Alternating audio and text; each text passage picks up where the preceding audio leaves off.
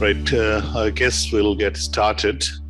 So today we have Professor Ashish Sinha giving us the If Cyber and School of Computer Science Engineering joint seminar. And the title is Pasteur's Quadrant, Enhancing Research Impact and Accelerating Commercialization. I know Ashish for many years. He used to be head of School of Marketing at UNSW. Then he moved to UTS Business School as Associate Dean. He was also acting Dean of Indian School of Business, which is a very world-famous sort of business school. And I keep noticing him on LinkedIn, and he writes some fantastic blogs, which I read. So he blogged on this topic, and I said, why don't you come and give a talk at UNSW? In terms of his research, I'm not going to read, but you can look at his CV. He's published many papers, graduated many students. Also, he is an engineer by training before he entered the business school. So hopefully there will be some insight for engineering, computer science, cybersecurity, and other people.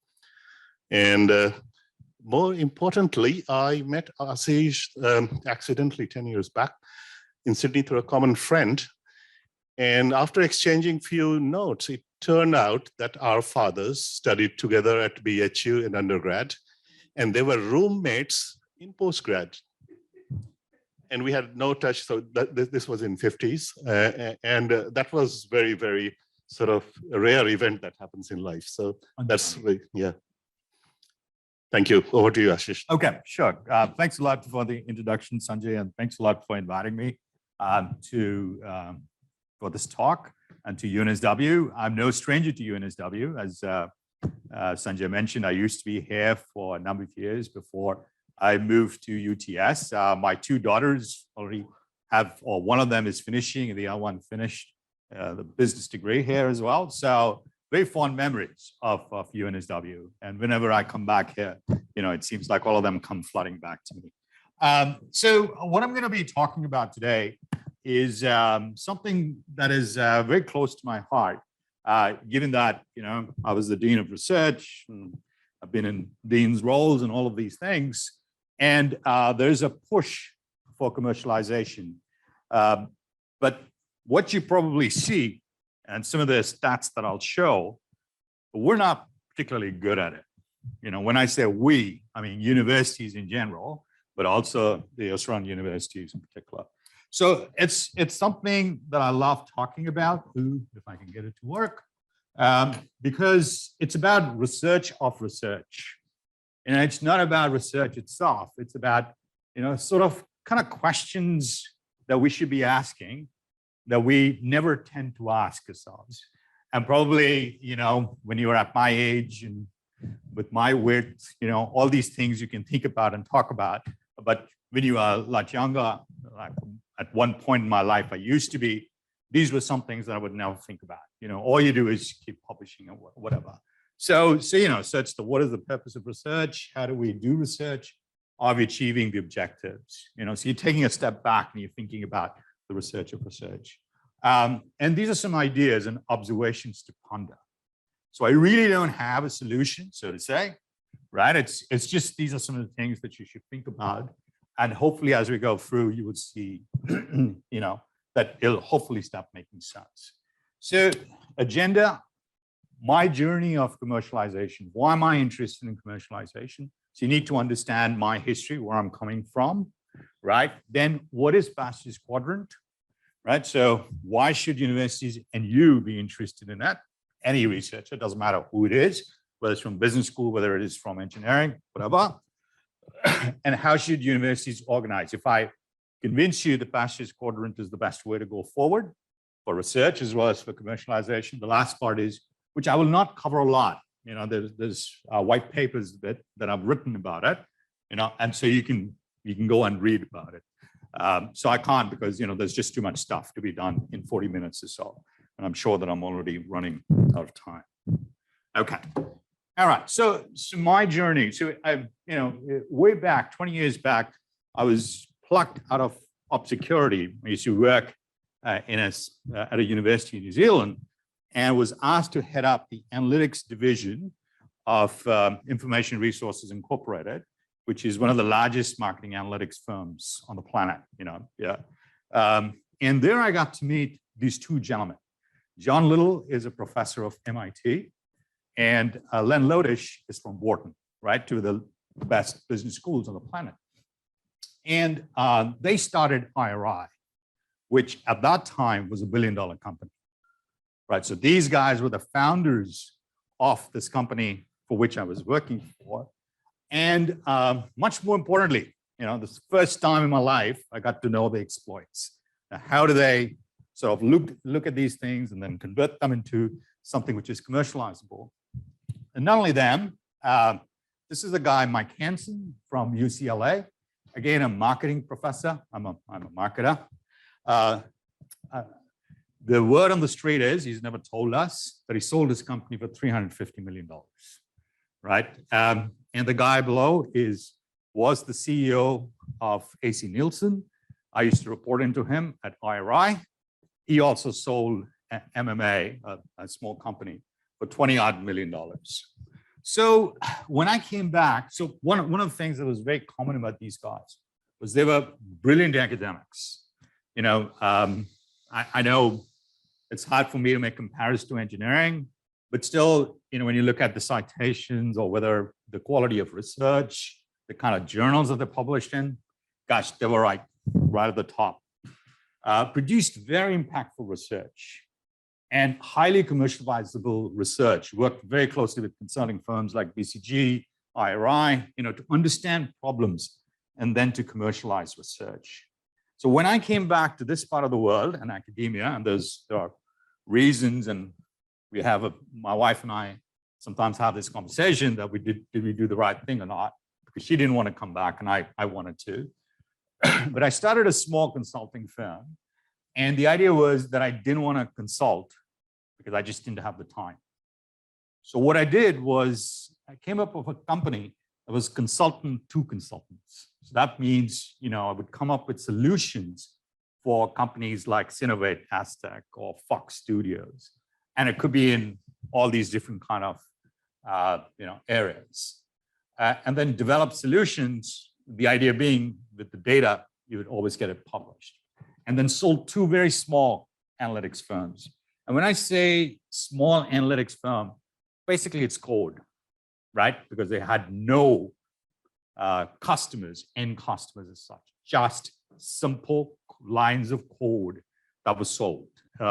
So these two, Journal of Marketing, you can check the SJRs, they're as good as Nature, stack up there. Same as with Journal of Marketing Research, stack up right up there. This was for Fox Studios. As a matter of fact, I won't tell you the story because I'll run out of time, but later after the seminar, I can talk about a little bit of this. And the big commercialization was actually when I was at UNSW. This is a paper that got published in Marketing Science. Again, the SJRs are very much close to Nature, even though you guys wouldn't have heard about it. It won an award. And then a company came to me, IRI came to me and basically said, we want to buy this product from you. Can you help us commercialize? Right? The good thing was, and I must say this, that the guys in commercialization and innovation never really care about the business school. They only look at science, which is fantastic because it lets us operate under the radar and no one really, asks us anything about these sort of things. But this was code that I had written when I was at IRI.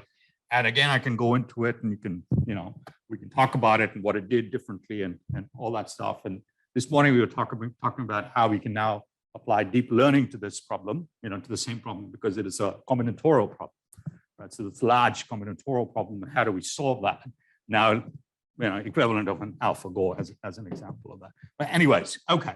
So, and that's in 20, so, as an ADR, I would go to, I have no problem saying this, to UTS Central, and there would be all these guys from commercialization. You would sit at their feet to try and imbibe as much knowledge about commercialization as possible. And until 2017, it's 2016, when the regime changed, right? The CAT 2 to 4 was valued the same, nearly the same as Cat 1 research income. And so the focus moved more from ARCs now to the industry engagement, because that's what the government is asking. So I would go, but obviously business school is right at the bottom of all of this. I would go and start, sit there and imbibe. Like, what are they telling us? Till it surprised me. And I'll surprise you too. I don't know whether you know the figures. So this is the total research expenditure versus licensing revenue of the top 200 US universities. So 2020, it was around 3.5%. The income or investment, they call it investment, they don't call it income for the right reasons. It is not income, it is investment, right? So it is close to $80 billion, and their commercialization income is around $2.8 billion, right? 3.5 if my math says, right, guys? It's something red, somewhere around that, $2.8 billion. Let's go to UK. UK is around 220 million pounds, okay? 220 million pounds. I don't know the figure because it's really hard to go through these things to sort of pick that out, right? The top 5 to 7, and it has doubled in 5 years. So it was actually 110 million pounds.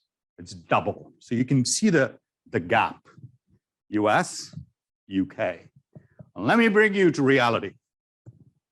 And this is Australia, $100 million on an investment of $14 billion, right? Many of the universities are missing, okay? Totally missing the commercialization income zip. I'm not gonna say which ones. You guys can go through this graph and you can figure it out yourself, okay? There's one big one, one big spike, and that was Wehi in, I think, 2017 or 18. And they sold something for 350 million after the 100 years of existence. And CSRO is also no different, all right? So I've shown you the differences. And that was for the first time I realized probably my experience of commercialization is actually much more than the commercialization experiences of many of the universities. The penny dropped at that point. And then it was all about this Pasteurs quadrant, because when I was, as Sanjay mentioned, the exec dean at ISB, that we had a couple of programs, and one of them they were very proud of was this DBA, that was based on the Pasteurs quadrant, right? And also I realized that some of my work. So the question is, what is Pasteurs quadrant, right? So the first thing you have to answer is, okay, why is Pasteurs quadrant so important? And what does it have to do with research, impact, and commercialization? So there's these three things. What is Pasteurs quadrant? So if you look at the research, the linear model of research, which is what Australia follows, and so does the UK. This is on the right-hand side is the basic research, or what we call as abstract research. On the left-hand side is the relevance, right? So much more applied research. And in the middle, they call the strategic research. Now, what this model creates, what this linear model creates is this, the valley of death. It's often called the valley of death because all this fantastic stuff that is happening in pure research doesn't get converted into the applied protective. Yes.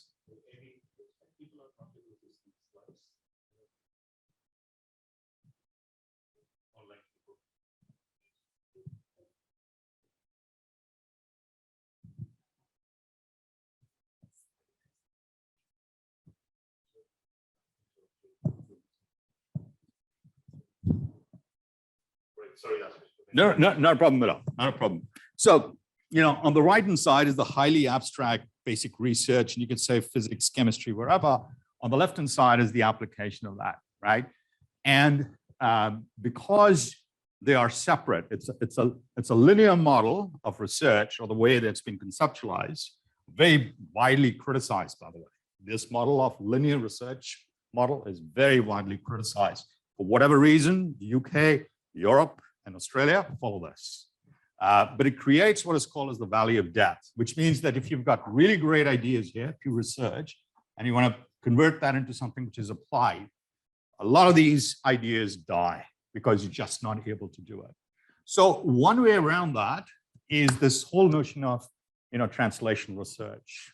The first time that it came up was in medicine in 1993, this term in PubMed. That's where it got published. And so this is, you look at understand that there is a valley of death and you want to build a bridge. And, some of the Cat 2 to 4, Trailblazer are all examples of that, right? So you do research is done, pure research is done at universities. There'll be a bit of applied research, which is Cat 2 to 4. Then you develop, adapt, and there'll be social benefits. And it's important that you bring, it's the triple helix model, that you bring society, bring industry and companies to universities together, and that the triple helix, and that's the important part why it's going to be successful. Now, but does it really work? One of the biggest problems is that it creates a chasm between impact and basic research, right? And the value of depth. The second is that it works in certain areas way better than it works in other areas. So medicine, health, from where it came from, this whole translation research and the linear model works very well. Commercialization is exceptionally poor. Hopefully I've shown you enough evidence that commercialization of the linear model is very poor. And impact is retrofitted. I mean, everyone talks about it, that you do something, then you go back and EI and ref, for instance, they're like rigor. There are way better ways to measure interventions or the impact of interventions. As a matter of fact, last year in economics, there were 2 people who won the Nobel Prize. That was exactly for that. Field studies, how to run field studies, how to understand the impact of interventions. One of them, the husband and wife couple, French and Indian, right? So Duffalo and Banerjee, I think. If I've got the Duffalo, I'm sure of, but may not be. Yeah, Banerjee. So those 2 guys, that was exactly what they won the Nobel Prize for.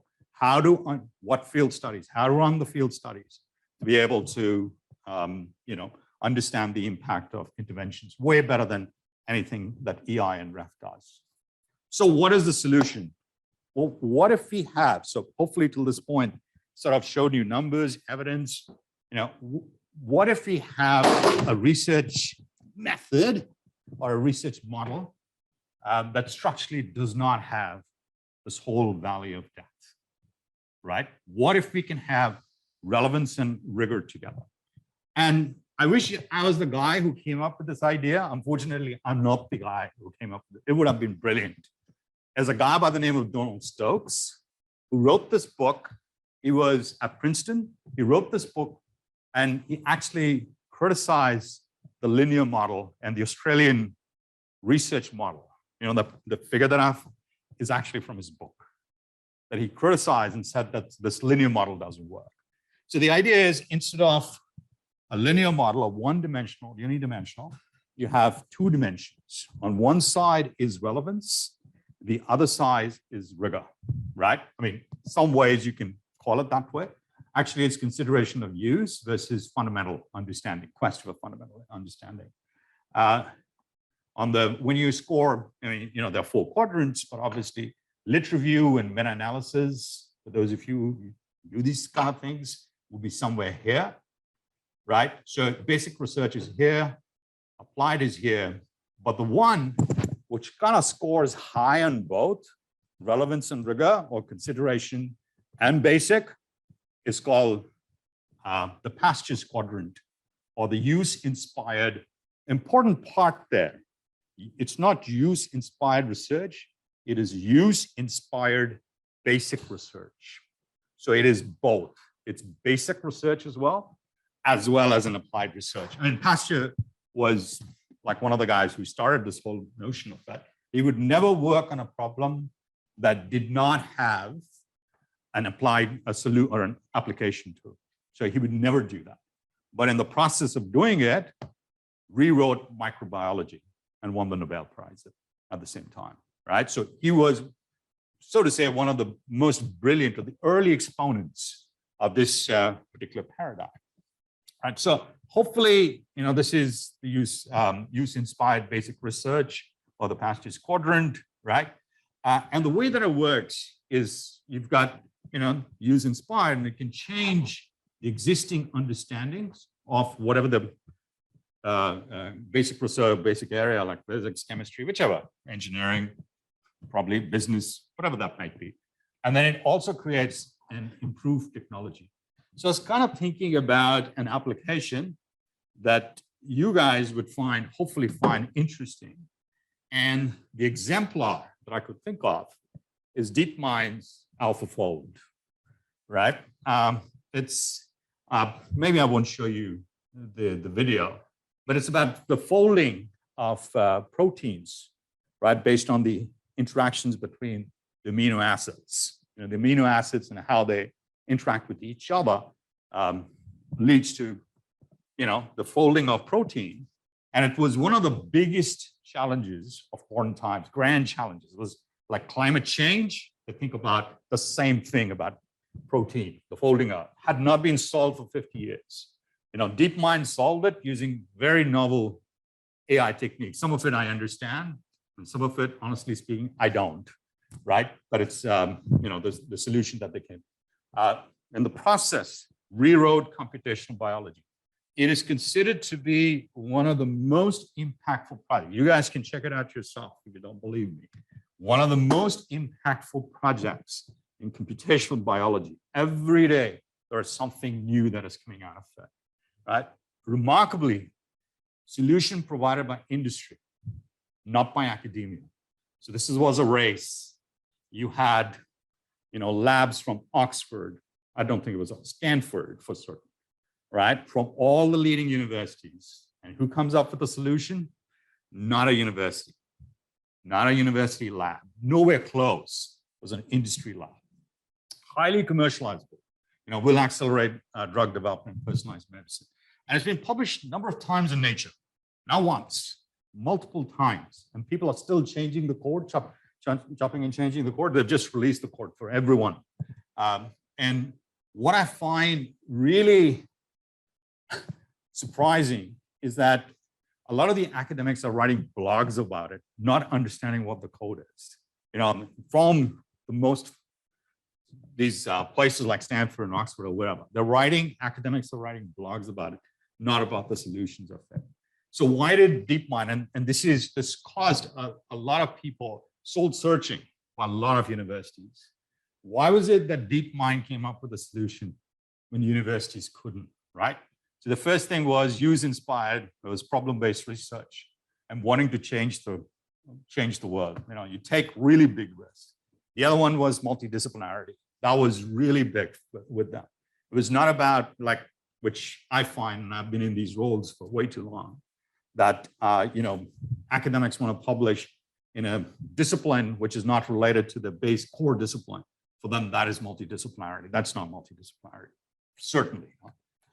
Focusing on coming up with a solution, not publishing some grand esoteric journal. That was what the focus was, which it did. It got published in Nature multiple times, the solution, but that was never the objective. And the last one that everyone talks about, that access to bucket loads of money, but no university bureaucracy. That is engagement to understand the problem, not raise money, which makes it very different. So, quickly going through, this was the, just using the dynamic model, protein folding grand challenge. There's an AI technology that got changed and better prediction of protein folding, which leads to commercialization, drug development, and personalized medication. So why Pasteurs Quadrant? Hopefully by now I've sort of convinced you that there are two different, one is the linear model, one is the nonlinear model. Problem-based research. One of the real great things about Pasteurs Quadrant is that's problem-based research. And I think academia was always meant to be like that. Multidisciplinarity, not guided by publications, rather problems. Very impactful research. The idea is that you're making a difference. You're not trying to get published, and very commercializable research as well. But what you need to do is to reformulate the research process. It's called the engagement research, led research and commercialization. So you engage with stakeholders to understand important problems. So you're engaging early in the process, not afterwards. Solve the problem rigorously. All problems are multidisciplinary in nature. You'll never have any problems. Publish in the most high quality journal. There's nothing like winning an award. Amplify. Let everyone on the planet know that you've solved this problem. And if you've done number one right, impact will follow. 100%. There's absolutely no way that impact, and so will commercialization. Industry will come to you.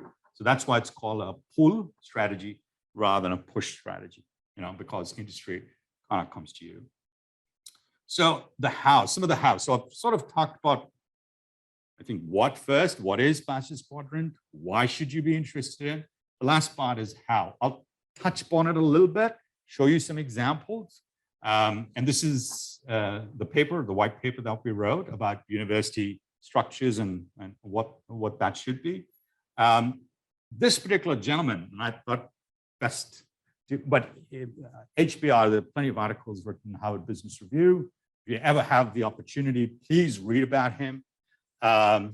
He is the founder of Moderna, one of the most cited engineering scholars on the planet, a celebrated MIT Institute professor.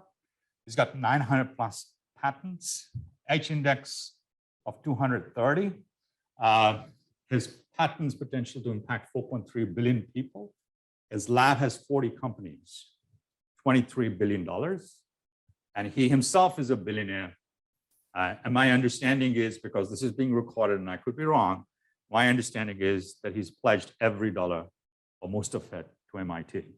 But I could be wrong. I could be wrong, right? So that's my understanding.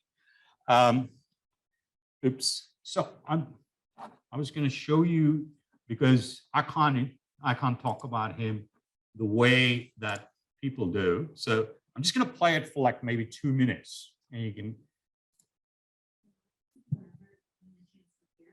And it is my great pleasure to introduce our speaker today.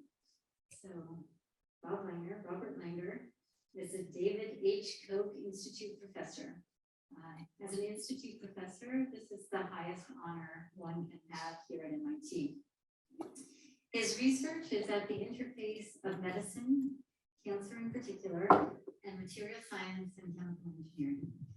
He's developing new nanoparticles to treat cancer and other disorders. He'll give you lots of additional information about what he does. But I wanted to just point to a few things about his amazing career. So he has nearly 1,100 patents worldwide and over 1,250 papers. He is the most cited engineer in history. His patents have been licensed or sub-licensed to over 300 pharmaceutical, chemical, biotechnology, and medical device companies. He is one of 4 living individuals to have received both the United States National Medal of Science and the United States National Medal of Technology and Innovation. He also received the 2002 Charles Stark Draper Prize, which is considered the equivalent of the Nobel Prize for engineers. He also has received the Queen Elizabeth Prize for engineering. Finally, I have to mention that he's a member of the National Academy of Medicine, the National Academy of Engineering, and the National Academy of Sciences. Again, an amazing feat. He has been named by Forbes magazine and BioWorld as one of the 25 most important individuals in biotechnology in the world.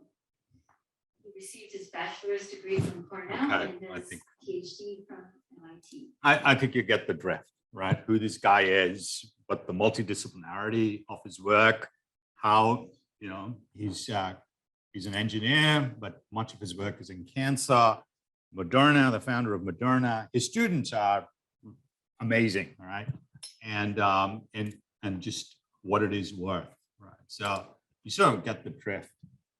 Actually, there should be not 260K startups. It should be 26K startups. That's MIT and MIT commercialization.